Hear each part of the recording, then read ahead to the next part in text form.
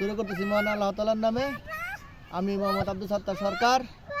আজকে শুক্রবার বিকেলবেলা গরিবের হজের দিন। আম্মু যাও চলো। আপনাদের সকলের কাছে দোয়া চাই। এই যে দেশের পরিস্থিতি দেখেন, দাবি আর দাবি আর দাবি।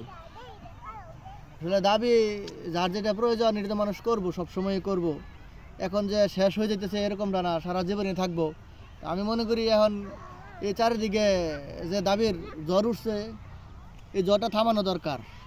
সামনে রোজা, গরিবের যে একটা কেনাকাটার বিষয় আছে, এই বিষয়টার প্রতি সরকারকে লক্ষ্য দেওয়া দরকার।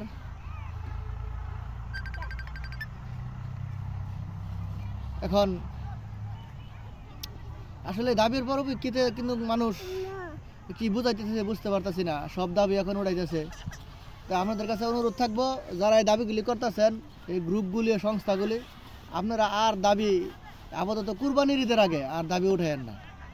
গরিব মানুষদের বাঁচতে দেন, দুমুঠো ডাল ভাত খাইতে দেন, এবং দ্রব্যমূল্যের যে ঊর্ধ্বগতি এইদিকে একটু নজর দেন। ধন্যবাদ সকলকে।